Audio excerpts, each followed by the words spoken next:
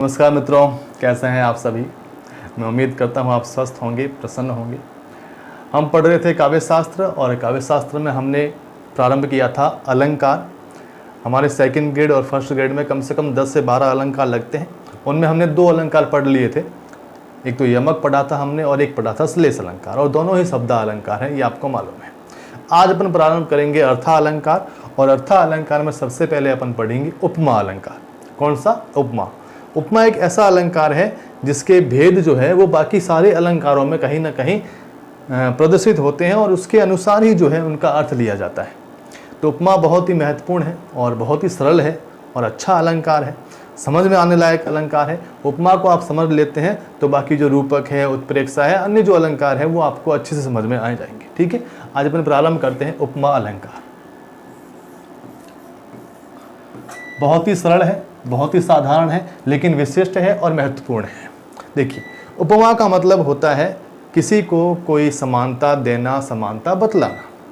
किसी वस्तु के रूप है, गुण है, आकार है, स्वरूप है, उसकी तुलना यानी कि उसकी समानता किसी अन्य वस्तु से करना, यही क्या कहलाता है? उपमा कहलाता है। यानी कि एक व्यक्ति के गुणों की तुलना अपन को दूसरे से करनी है, चाहे वो सामने वाला व्यक्ति हो चाहे वस्तु, किसी अन्य से करनी है, वही क्या कहलाती है? उपमा कहलाती है। बहुत ही साधारण सी परिभाषा है। यानी कि जहां भेद होते हुए भी, क्या होते हुए भी? भेद होते हुए भी, दो वस्तुएं हैं, दोनों में भेद है, फिर भी अपन क्या बता रहे हैं? उसमें क्या बता रहे हैं? समानता बता रहे हैं। यही क्या कहलाती है? उपमा कहलाती है। भेद होते हुए भी, जैसे अपन कहें कि मुख जैसे चंद्रमा के समान गोरा है। अब मुख की तुलना की गई है चंद्रमा से। अब मुख और चंद्रमा में क्या है? भेद है, दोनों ही अलग अलग वस्तुएं हैं, भेद है, फिर भी अपन क्या बता रहे हैं? समानता बता रहे हैं। तो वहां क्या होती है? उपमा होती है। यानी कि भेद होते हुए भी समानता बताना क्या कहलाता है? उपमा कहलाता है। बहुत ही साधारण सी इसकी परिभाषा है। उपमा के 4 अंग हैं। कितने अंग हैं? उपमा के 4 हैं। अंगों को अच्छे से आपको समझना है।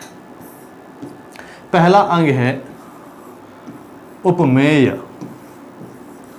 कौन सा है? उपमेय। उपमेय का मतलब है जिसकी तुलना की जा रही है, जिसकी तुलना अपन कर रहे हैं वो क्या है? उपमेय। यानी कि जिसकी तुलना करें या जिसकी अपन समानता बता रहे हैं वो अपना क्या है? उपमेय है। जैसे मुख चंद्रमा के समान गोरा है, तो यहां तुलना अपन किसकी कर रहे हैं? मुख की कर रहे हैं। तो मुख क्या है? यहां पर उपमेय है, उपमेय है। ठीक है। दूसरा है उपमान। उपमान यानी जिससे तुलना कर रहे हैं। उपमान का मतलब क्या हो जाएगा? जिससे तुलना अपन कर रहे हैं। जैसे मुख जो है वो चंद्रमा के समान गोरा है, तो उपमान क्या है? चंद्रमा है। चंद्रमा के समान गोरा है, तो उपमान क्या हो जाएगा? चंद्रमा हो जाएगा। यानी कि जिससे तुलना करते हैं वो कहलाता है उपमान। उसके बाद तीसरा अपना जो अंग है वो है साधारण धर्म या समान धर्म भी बोलते हैं इसको, कि कौन सा गुण जो है वो दोनों में समान है, दोनों में कॉमन है, जिसकी अपन तुलना कर रहे हैं, जिस गुण की, जिस रूप की तुलना कर रहे हैं वो क्या कहलाएगा? साधारण धर्म कहलाएगा। जैसे मुख चंद्रमा के समान गोरा है। कैसा है? गोरा है। गुण कौन सा है? गोरा है।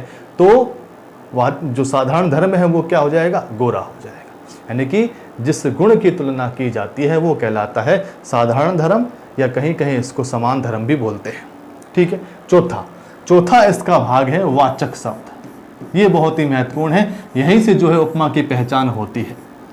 वाचक शब्द यानी कि समानता बतलाने वाले शब्द, जिस शब्द से अपन को मालूम पड़ेगा कि इसमें क्या बताई जा रही है? समानता बताई जा रही है, वो कहलाते हैं वाचक शब्द। और उपमा में बहुत सारे वाचक शब्द उपयोग में किए जाते हैं, जिनसे अपन को पहचान हो जाएगी कि इस पंक्ति में उपमा अलंकार है। तो कौन कौन से वाचक अंग हैं वो देखिए। उपमा में वाचक शब्द,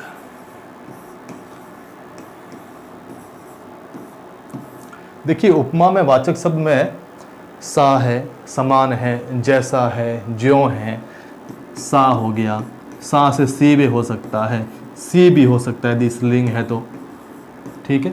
समान है, जैसा है, ज्यों है, ये सारे क्या है, इसमें वाचक शब्द आते हैं। और अन्य भी बहुत सारे हैं, जैसे सदृश है, सरिस है, सदृश, सरीस, ये सारे जो वाचक शब्द है ये सारे उपमा के अंदर प्रयोग में लिए जाते हैं। ज्यों है, ज्यों आ गया, ठीक है। तो ये सारे जो वाचक शब्द है ये उपमा के अंदर प्रयोग में लिए जाते हैं। यदि ये वाले वाचक शब्द आपको वाक्य में मिल जाते हैं, पंक्ति में मिल जाते हैं, तो वहां पर निश्चित ही कौन सा अलंकार होता है, वहां पर उपमा अलंकार होता है। बहुत ही सिंपल अलंकार है उपमा। जैसे मान लीजिए एक उदाहरण है कि उर विहग सा उड़ रहा है।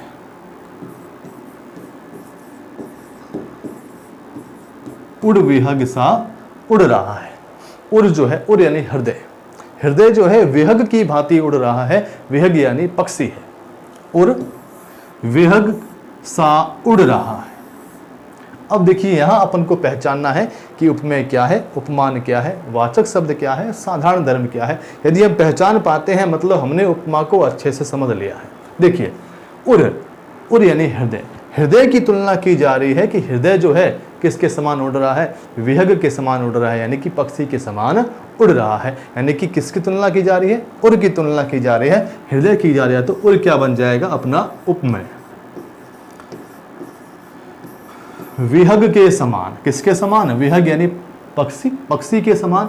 तो तुलना किससे कर रहे हैं, पक्षी से कर रहे हैं, और जिससे तुलना की जाती है वो कहलाता है उपमान। सा, समानता बताने वाला शब्द क्या है, सा। तो ये क्या हो जाएगा, अपना वाचक शब्द, हमने पढ़ा अभी। और अब गुण, कि किस गुण की तुलना की जा रही है, किस गुण की समानता बता रहे हैं, वो अपना साधारण धर्म या समान धर्म कहलाता है। तो समान धर्म या साधारण धर्म कौन सा है, उड़ना। उड़ना जो है ये अपना समान धर्म हो जाएगा। तो ये हमारा है उपमा अलंकार। बेहद ही सिंपल अलंकार है। 4 इसके अंग है, उपमेय है, उपमान है, वाचक शब्द है और साधारण धर्म है। ये चारों जहां होते हैं वहां क्या होता है, उपमा अलंकार निहित होता है। बहुत सारे इसके उदाहरण हैं, अपन को अच्छे से पढ़ने हैं। 6-7 उदाहरण मैं आपके सामने रख रहा हूँ। बहुत ही इंपॉर्टेंट उदाहरण है और समझने के लायक है, जिससे आपको अच्छे से उपमा जो है वो आपके दिमाग में, आपके हृदय में स्पष्ट हो जाएगी, जो अपन कभी नहीं भूलेंगे। देखिए बहुत सारे उदाहरण मैं आपके लिए लेके आया हूँ। जैसे पहला उदाहरण है, संत हृदय नवनीत समान। बहुत ही प्रसिद्ध इसका उदाहरण है, संत हृदय नवनीत समान। अब देखिए कि उपमा के बहुत सारे प्रकार हैं, बहुत सारे प्रकार हैं। पूर्णो उपमा है, लुप्तो उपमा है, अन्वय उपमा है, रसनो उपमा है, गमने उपमा है, उपमेय उपमा है। बहुत सारे प्रकार हैं। लेकिन हमारे सेकंड ग्रेड में, फर्स्ट ग्रेड में जितने भी आज तक पेपर हुए हैं, उपमा के प्रकारों में प्रश्न नहीं गया है। इसलिए उपमा के प्रकारों में अपन को डीप में नहीं जाना है। ये चीज़ आपको अच्छे से स्पष्ट कर लेनी है। हाँ, एक आध प्रश्न कभी आया है उपमा के प्रकारों में, तो पूर्णो उपमा और लुप्तो उपमा में आया है। बाकी जो प्रकार है बहुत सारे, 6-7 इसके प्रकार है, वहाँ तक प्रश्न आज तक नहीं गया है। तो ज़्यादा अपन को डीप इसमें नहीं जाना है। मैं आपको पूर्णो उपमा और जो लुप्तो उपमा है उसको थोड़ा बहुत स्पष्ट कर दूंगा, आपको अच्छी समझ हो जाएगा। देखिए उपमा के 2 प्रकार आपको याद रखने हैं। एक तो है पूर्णो उपमा और दूसरा है लुप्तो उपमा। जैसा कि नाम से स्पष्ट है, ज़्यादा कुछ दिमाग नहीं लगाना है। पूर्ण मतलब सारे, जहाँ जिस वाक्य में, जिस पंक्ति में, जिस काव्य में उपमा के चारों ही अंग उपस्थित हो। 4 अंग कौन कौन से हमने पढ़ लिया है। एक तो है उपमेय है, एक उपमान है, एक वाचक शब्द है और एक साधारण धर्म है। ये चारों ही यदि उस वाक्य में उपस्थित है, जैसे हमने इसका पिछला उदाहरण पढ़ा था कि उर विहग सा उड़ रहा है, तो हमने देखा कि इसमें उपमेय भी है, उपमान भी है, वाचक शब्द भी है और साधारण धर्म भी लिखा हुआ है। चारों लिखे हुए हैं, तो उपमा कैसी है, पूर्ण है। पूर्ण मतलब संपूर्ण है, इसमें चारों ही अंग है। अब कई बार क्या होगा, इन चारों में से कोई एक अंग गायब हो जाएगा या 2 अंग गायब हो जाएंगे, तो वहां पर उपमा कौन सी हो जाएगी, लुप्तो उपमा हो जाएगी। ये आपको दिमाग में अच्छे से स्पष्ट कर लेना है। मेरे ख्याल से इतना कठिन नहीं है। पूर्ण यानी जहां पर उपमा के चारों ही अंग उपस्थित हो, और लुप्त यानी कि जहाँ कोई एक दो अंग अनुपस्थित हो जाए, लुप्त हो जाए, गायब हो जाए, वाक्य में लिखा हुआ नहीं हो, फिर भी अपन पहचान कर ले कि उपमा है, तो वहाँ पर कौन सा हो जाएगा? लुप्तो उपमा हो जाएगा। तो इससे पहला हमने जो उदाहरण पढ़ा था वो किसका उदाहरण था? पूर्णो उपमा का उदाहरण था। अब यहाँ देखते हैं, संत हृदय नवनीत समाना। समाना मतलब समान है, तो अपन को यहाँ से स्पष्ट हो गया कि समान तो क्या है? वाचक शब्द है, कि संत का जो हृदय है वो किसके समान है? नवनीत। नवनीत यानी घी बोल सकते हैं, मक्खन बोल सकते हैं, नवनीत के समान है, इतना कोमल है। अब देखिए, संत हृदय, किसका हृदय? संत का हृदय। संत के हृदय की तुलना की जा रही है, तो संत का हृदय क्या कहलाएगा? उपमेय। किससे की जा रही है? नवनीत से की जा रही है, घी से की जा रही है, मक्खन से की जा रही है, तो नवनीत ये अपना क्या हो जाएगा? उपमान। अब आप यहां पर स्पष्ट कर सकते हैं कि उपमा कौन सी है, लुप्तो उपमा है या फिर पूर्णो उपमा है। हम देख सकते हैं यहां पर तीन ही प्रकार, तीन ही अंग उपस्थित है। उपमेय है, उपमान है, वाचक शब्द है। क्या नहीं है? धर्म जो गुण है वो नहीं बताया है, कि संत का हृदय नवनीत के समान है, घी के समान है, मतलब घी के समान बेहद ही कोमल है।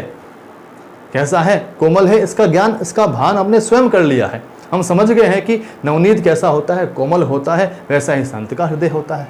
तो यहाँ जो साधारण धर्म है वो गायब हो गया है, लुप्त हो गया है, तो यहाँ पर उपमा कैसी हो जाएगी? लुप्तो उपमा हो जाएगी। ठीक है, बहुत ही प्रसिद्ध इसका उदाहरण है। एक इसका और भी प्रसिद्ध उदाहरण है जो अपन बचपन से पढ़ते आए हैं, 9वीं में, 10वीं में, 11वीं बार हमने बहुत बार इसको पढ़ा है, कि पीपर पात सरिस मन डोला। पीपर पात सरिस मन डोला, कि मेरा जो मन है वो किसके समान डोल रहा है? पीपल के पत्ते की तरह डोल रहा है। पीपर पात, पीपर मतलब पीपल का पत्ता, जैसे पीपल का पत्ता हवा में डोलता है, वैसा जो मेरा हृदय है वो भी क्या कर रहा है? डोल रहा है। तो पीपर पात सरिस, मैंने बताया था, ज्यों त्यों, सरिस, सदृश, समान, जैसा, ये शब्द कहाँ आते हैं? उपमा में आते हैं। तो ये वाचक शब्द हो गया सीधा सा।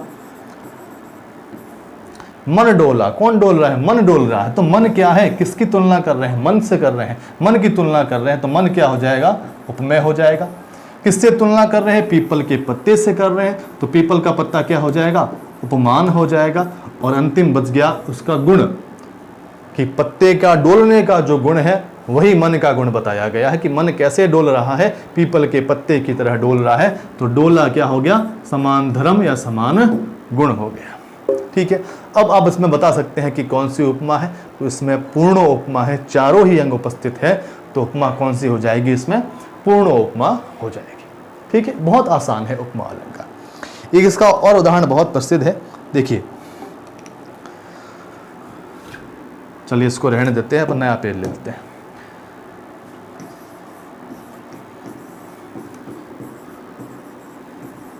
मृग सावक लोचनी, बहुत प्रसिद्ध उदाहरण है। मृग सावक लोचनी, लोचनी, लोचन बोलते हैं आंखों को, लोचनी मतलब आंखों वाली। किसी स्त्री के आंखों की तुलना की जा रही है कि वो किसके समान है? मृग के सावक, मृग यानी हिरण, हिरण का जो बच्चा है उसके समान उसके जो नेत्र होते हैं, उन नेत्रों के समान वाली कौन है? स्त्री है। तो हम देख सकते, देखिए, मृग सवा, मृग सावक, तुलना कर रहे हैं मृग के सावक, यानी कि ये बन गया उपमा। लोचनी, लोचनी मतलब आंखों वाली, कैसी? आंखों वाली, यानी कि लोचनी क्या बन जाएगा? देखिए, इसमें दो चीजें, लोचन यानी कि आंख, और साथ में क्या जुड़ गया? ई जुड़ गया। ई जुड़ते ही ये स्त्रीलिंग पड़ गया शब्द। तो इसमें जो है वो उपमान भी है, सॉरी उपमेय भी इसमें निहित है, और इसमें जो है साधारण धर्म है वो भी निहित है, लेकिन क्या नहीं है? वाचक शब्द इसमें नहीं दिख रहा है। ठीक है, तो यहां पर कौन सी हो जाएगी? लुप्तो उपमा हो जाएगी, कि मृग के समान नैनों वाली स्त्री, लोचनी स्त्री हो जाएगी। ठीक है, तो बहुत प्रसिद्ध उदाहरण है ये उपमा का। एक और देखिए, सागर सा गंभीर हृदय हो, गिरी सा ऊंचा हो जिसका मन। देखिए, सागर सा गंभीर हृदय हो, गिरी सा ऊंचा हो जिसका मन।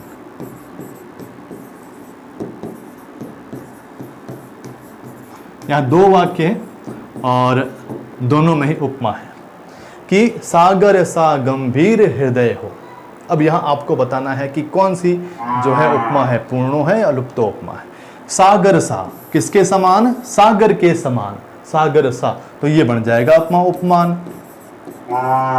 सा क्या बन गया? वाचक शब्द बन गया। अब गुण कौन सा है? गंभीर। जिस प्रकार सागर गंभीर होता है उसी प्रकार क्या गंभीर है? हृदय गंभीर है। तो गंभीर क्या हो गया? गुण हो गया। और ये अपना क्या बन जाएगा? उपमेय बन जाएगा। यानी कि चारों ही अंग उपस्थित है, यहां पर कौन सी हो जाएगी? पूर्ण उपमा हो जाएगी। उसी प्रकार गिरि सा ऊंचा हो जिसका मन, यहां मन की तुलना की गई है। किससे की गई है? पर्वत से की गई है। किस गुण की तुलना की गई है? जिस प्रकार पर्वत ऊंचा होता है उसी प्रकार मन भी क्या है? ऊंचा है। तो ऊंचा क्या हो गया? गुण हो गया। और वाचक शब्द आपको दिख रहा है सा, यानी कि यहाँ पर भी जो है चारों ही अंग उपस्थित है। और चारों ही कैसे हैं? तो कौन सा हो जाएगा? पूर्ण उपमा इसमें हो जाएगा। बहुत ही साधारण और बहुत ही अच्छा उदाहरण है। एक और बहुत प्रसिद्ध इसका उदाहरण अपन लिखते हैं, देखिए, चलो इसको रहने देते हैं। एक इसका उदाहरण है, निर्धन के धन सी तुम आई। निर्धन के धन सी तुम आई, कि तुम मेरे जीवन में इस प्रकार आई हो जिस प्रकार किसी निर्धन के जीवन में क्या आता है? धन आता है, खुशहाली लेकर आता है। उसी प्रकार तुम मेरे जीवन में प्रवेश करके आई हो। यानी कि निर्धन के धन सी तुम आई, किसकी तुलना कर रहे हैं? तुम, मतलब उस स्त्री की तुलना कर रहे हैं जो उसके जीवन में आई है। तो यहां हो जाएगा उपमान। किसके समान है वो? निर्धन के धन के समान है। किसके समान है? निर्धन के धन के समान है। तो ये क्या हो जाएगा? उपमान हो जाएगा। सी क्या हो गया? वाचक शब्द हो गया। सी क्या हो गया? वाचक शब्द। अब कौन सा नहीं है यहाँ पर? तो यहाँ धर्म नहीं आया है, जो गुण है, जो धर्म है वो नहीं आया है। लेकिन हमने पता कर लिया कि धन क्या होता है? मूल्यवान होता है, बहुमूल्य होता है, बहुत ही बेशकीमती होता है। उसी प्रकार वो स्त्री जो है वो क्या है? बहुत ही बेशकीमती है उसके जीवन में। तो यहाँ पर 3 अंग है, एक अंग नहीं है। तो यहाँ पर कौन सा हो जाएगा? यहाँ लुप्तो उपमा हो जाएगी। बहुत प्रसिद्ध उदाहरण है इसका ये। एक और देखिए,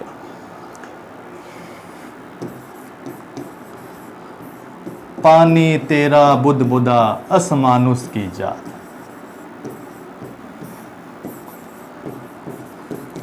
पानी तेरा बुदबुदा असमानुष की जात, कि जिस प्रकार पानी के बुदबुदे की कोई उम्र नहीं होती है, कोई लंबा समय, कोई निश्चित समय नहीं होता है, उसी प्रकार को मनुष्य की जात है, मनुष्य का जो स्वभाव है वो भी किसके समान है? पानी के बुदबुदे के समान है। न जाने कब बदल जाए किसी को मालूम नहीं है। तो पानी तेरा बुदबुदा असमानुष की जात, तो पानी के असमानुष, मानुष की जात की तुलना कर रहे हैं। किससे कर रहे हैं? पानी के बुदबुदे से कर रहे हैं। तो यहाँ पर मानुष की जात क्या हो जाएगी? उपमेय हो जाएगा। बुदबुदा क्या हो जाएगा? पानी का उपमान हो जाएगा। अस क्या है? जैसा, अस, ठीक है, यानी कि वाचक शब्द हो गया। क्या नहीं दिया है? तो धर्म यहाँ पर नहीं दिया है कि पानी के बुदबुदा कैसा होता है, ये यहाँ नहीं बताया है। इसकी कल्पना हमने कर ली कि पानी का बुदबुदा होता है वो क्षण भंगुर होता है, थोड़ी देर में वो बुदबुदा जो है वो मिट जाता है। वैसे मनुष्य की जो जात है वो भी क्या है? मिट जाती है, किसी को मालूम नहीं पड़ता है। तो यहाँ पर कौन सा हो जाएगा? लुप्तो उपमा हो जाएगी। एक और उदाहरण इसका प्रसिद्ध है, मैं आपको लिखा रहा हूं।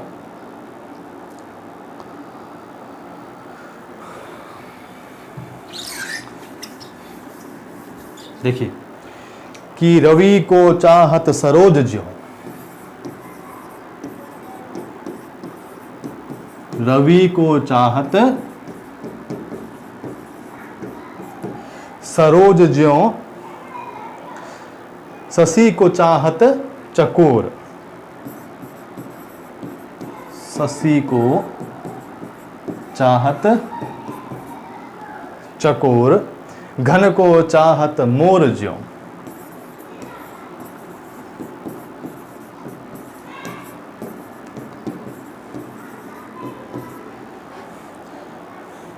जो तुमको चाहत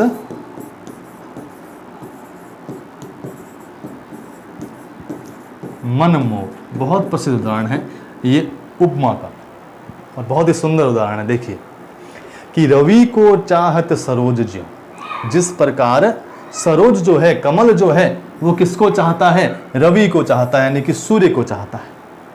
शशि को चाहत चकोर, और जिस प्रकार चकोर जो पक्षी है वो किसको चाहता है? शशि यानी कि चंद्रमा को चाहता है। घन को चाहत मोर ज्यों, और जो मोर है वो जिस प्रकार बादल को, बरसात को चाहता है, उसी प्रकार, उसी भांति। अब यहाँ 3 उपमान है, ये तीनों ही क्या है? उपमान है। उपमेय क्या है वो देखिए कि ज्यों जिस प्रकार, तुमको चाहत मन मोर मेरा मन, मेरा मन जो है वो यहाँ पर क्या है? उपमेय है कि मेरा मन जिस प्रकार तुझको चाहता है उसी प्रकार। किस प्रकार? जिस प्रकार एक सरोज, एक कमल जो है सूर्य को चाहता है, एक चकोर जो है चंद्रमा को चाहता है, और एक मोर जो है वो घन को चाहता है, बिल्कुल उसी भांति मेरा जो मन है वो किसको चाहता है? तुमको चाहता है। तो यहाँ पर मन की जो है उपमा की गई है किसके साथ में? इन तीनों के साथ में। मन के चाहने की उपमा किसके साथ की गई है? सरोज के साथ की गई है, चकोर के साथ की गई है, मोर के साथ की गई। तो यहाँ पर कौन सा अलंकार हो जाएगा? उपमा अलंकार हो जाएगा। यहाँ पर देखिए ज्यों शब्द आ रहा है, ठीक है। ज्यों शब्द हमेशा कहाँ होता है? उपमा में ही होता है। इसकी अंतिम पंक्ति में एक और अलंकार है, देखिए कि ज्यों, इन दोनों में, घन को चाहत मोर ज्यों, तुमको चाहत मन मोर। यहाँ मोर शब्द 2 बार आया है, देखिए। और जहाँ शब्द बार बार आता है वहाँ कौन सा होता है? यमक होता है, और दोनों ही बार उसका अर्थ अलग होता है। जैसे यहाँ पर पहले मोर का मतलब क्या है?